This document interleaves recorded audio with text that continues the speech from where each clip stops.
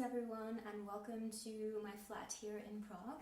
On behalf of the Dvořák American Heritage Association, I want to welcome you to this special tribute in commemoration of the 184th birthday of the composer. My name is Katelyn Bouska. I am a pianist and a musicologist and also a board member of the Dvořák American Heritage Association, or DAHA. The clip that you just heard was from a concert of mine for DAHA last April at the National Bohemian Hall in New York, and the program was titled Dvořák in America, and we were looking at some of the music that he wrote during his time in the United States from 1892 to 1895, and also some music by his daughter, Otýlie Dvořáková, and some of his students, colleagues, and contemporaries. The piece that you heard at the beginning of the program was by Antonin's daughter, Otýlie, and she entitled it Drahému tatíčkovi, which means to my dear father.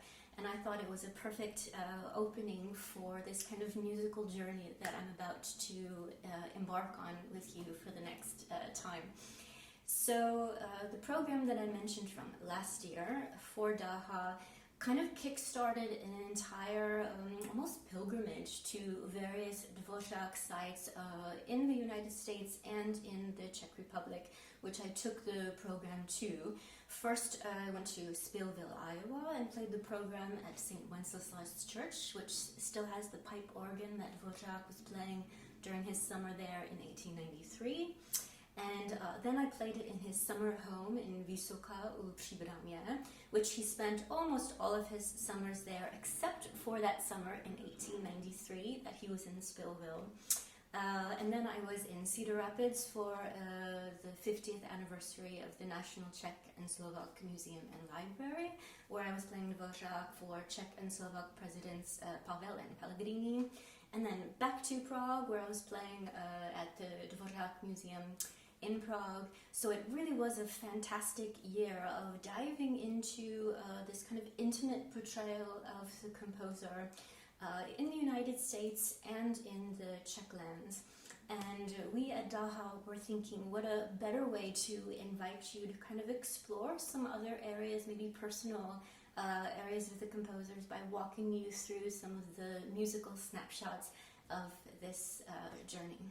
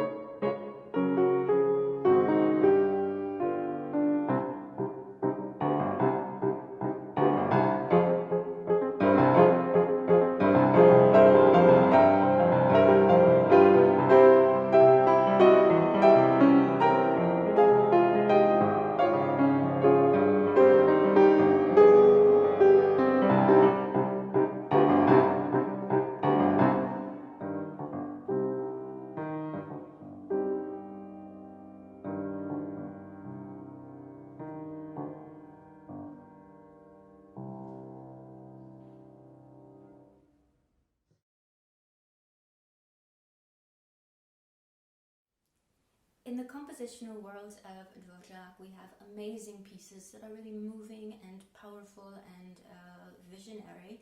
But at the core of this program for this tribute, I want to narrow it down to two that really reflect a kind of quiet, intimate crystalline inner world of the composer. And they are closely linked by their compositional date. So first is the American Suite for solo piano that he was writing in February and March of 1894, just some weeks after the premiere of the New World Symphony. 4 days after finishing them, he began the 10 biblical songs. And then he finished them and he began working on some other things. But what is interesting to me, and I stumbled across this some years ago, and I had the dream of pairing these two works in a program, was in a letter to his publisher in April of 1894, so just a few weeks after finishing the biblical songs. He wrote to inform the publisher that he had some new offerings to be prepared for publication, and he wrote, I have this sonatina for a violin and piano, in parentheses, easy to play, a suite in A major for piano, medium difficulty, then 10 new songs, 2 volumes, taken from the Bible. And I think that the suite for piano and the songs are the best things that I have written in these genres. As a pianist, when I read that, I was really intrigued because I had played many piano works and chamber music by Dvořák, but I had not yet really looked at the American suite, and I hadn't seen it programmed or seen it played. So as soon as I said, hey, in his estimation, this is one of his best works for solo piano, I have to check it out, and it was a fantastic world of these really intimate, tiny details, not covered by great affect or bravura or virtuosity, but just really beautiful composition, good musical architecture and craft, and beautiful musical moments. Take a listen to the first movement.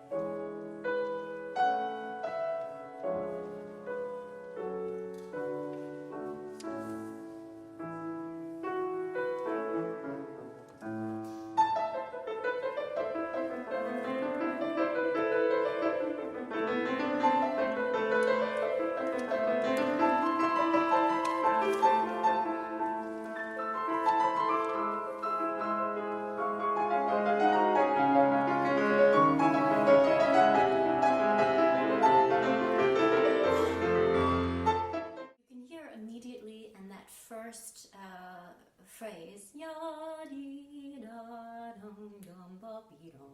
his use of the pentatonic scale, later other scales with the lowered seventh or the distinctive dotted rhythms are him thinking about how to incorporate these different American idioms in the musical style that he was writing in.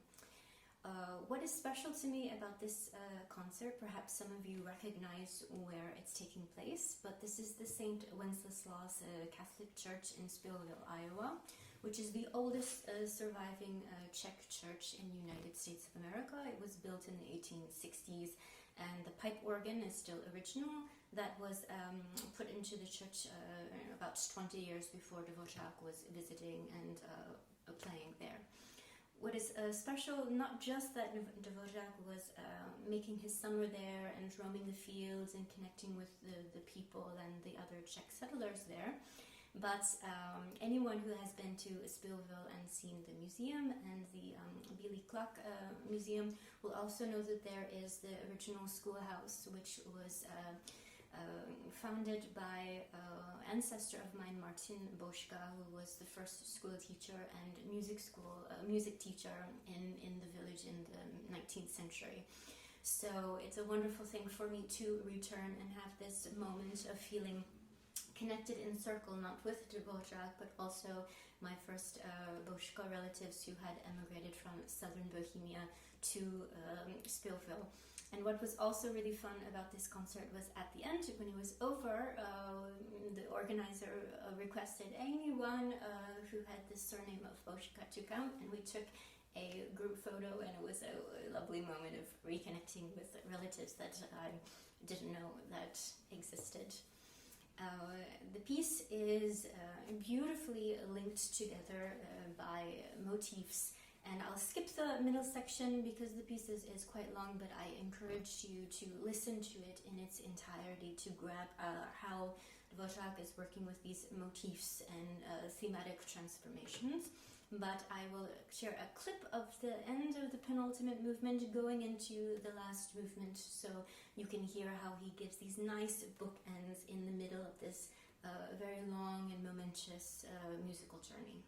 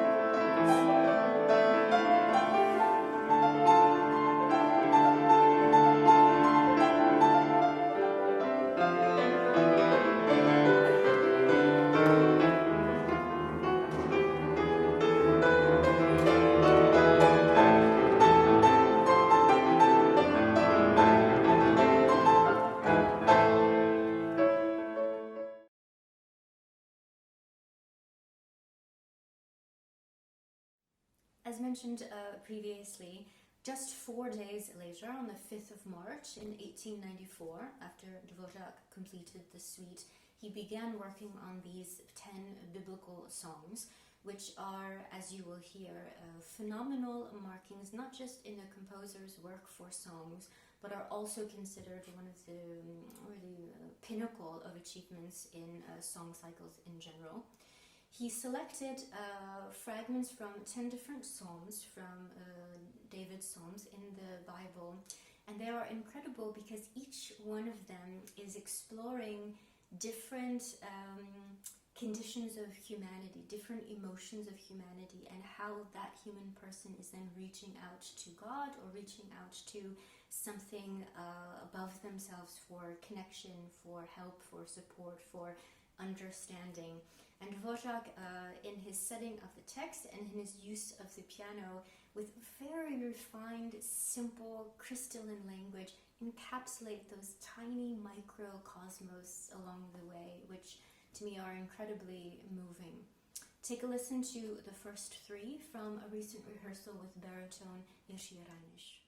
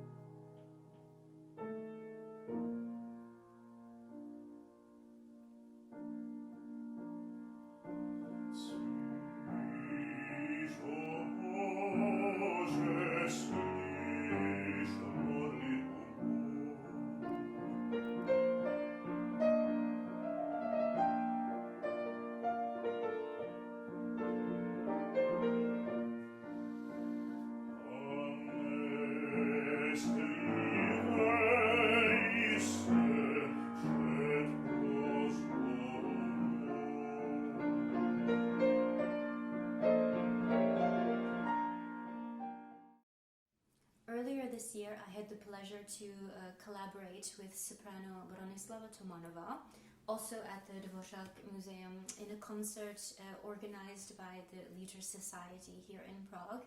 And it was a really very subtle, interesting program that was commemorating the 2 death anniversaries of Otýlie Dvořáková-Suková, the daughter of Antonín, which you heard at the beginning, and also her husband, composer and student of Dvořák, Josef Suk. And in the middle of this program, we excerpted the 4th of the biblical songs, The Lord is my shepherd, Hospodin je můj pastýř, which is probably the best well-known and the most often performed outside of the boundaries of the cycle. And you can hear why, because the text is so powerful. The Lord is my shepherd, I shall not want. He restores my soul. All of these beautiful, strong imagery.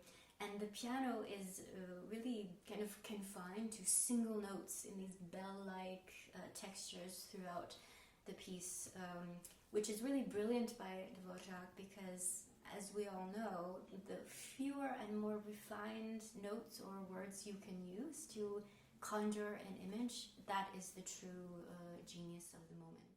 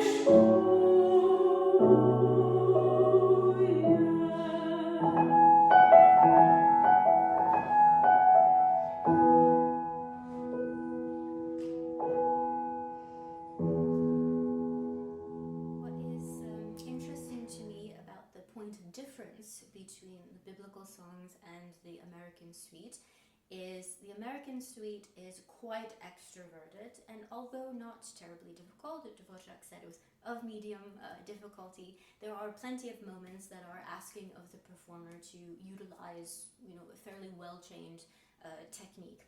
However, the biblical songs are almost completely in this kind of inner introverted world and not asking for great shows of anything extroverted, but for those fine nuances of the text and in these single notes. With the exception, of course, the 10th, the last one, from Psalm 96, Sing to the Lord a New Song. So I will complete the discussion or sharing of the biblical songs, but I will invite you, as you listen to the last moment of our rehearsal with Jiří, if you happen to be in Cedar Rapids, Iowa on September 20th or in Chicago on September 25th, we would love to see you at our concert of the complete cycle of the biblical songs as well as folk songs Moravian by Leoš Janáček and Bohuslav Martinu, and then some wonderful arias by Smetana and Dvořák. But for now, listen to our rehearsal in preparation of our tour of the 10th and final biblical song by Dvořák.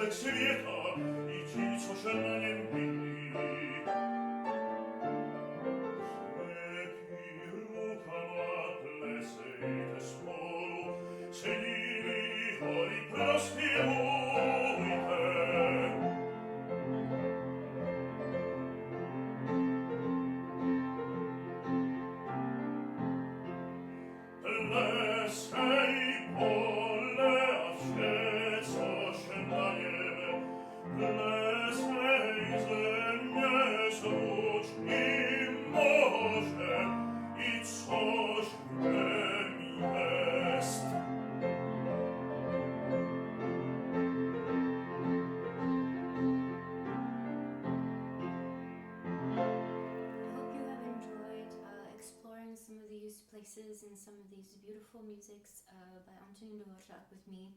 It was definitely a pleasure to relive some of the past events of this year that have been meaningful, even as I'm preparing to fly away back to the US to revisit these pieces and these places again. I want to leave you in the same spirit as we began, with another iteration of the piece To My Dear Father, Drahému, tatíčkovi by Otýlie Dvořáková-Suková, this time from a performance at the Dvořák Museum in Prague. And what is interesting about this museum, it had nothing to do with Dvořák during his lifetime, but it's housed in a beautiful villa built in the end of the 18th century that has the nickname America, partly because after it had been sold back to the city in the 1840s, there was a garden restaurant that had the name America, we don't know quite sure what was the motivation for the name, but it's quite interesting to be thinking about all the connections with the program. And also interestingly, the timing of what was happening in Prague at this period. So we've been exclusively looking at pieces that were written in 1894. And then in this building, which I'm about to share the recording of playing the music of Otýlie Dvořáková, in 1897 and 1898 was temporarily housed this Minerva Gymnasium for women, which was the first access to gymnasium or higher education in the entire Austro-Hungarian Empire, famously spearheaded by the writer and the librettist Eliška Krasnohorska. So you can be imagining, I'm playing this music in this beautiful villa that now houses the Dvořák estate from 1932. They moved into this place, but was also connected with this wonderful legacy of education and arts and culture, which is a beautiful thing that Dvořák and his daughter were investing in during their lifetimes. So as we close this birthday tribute to Antonín Dvořák, we can celebrate that his legacy is moving forward and we can continue it in our own lives.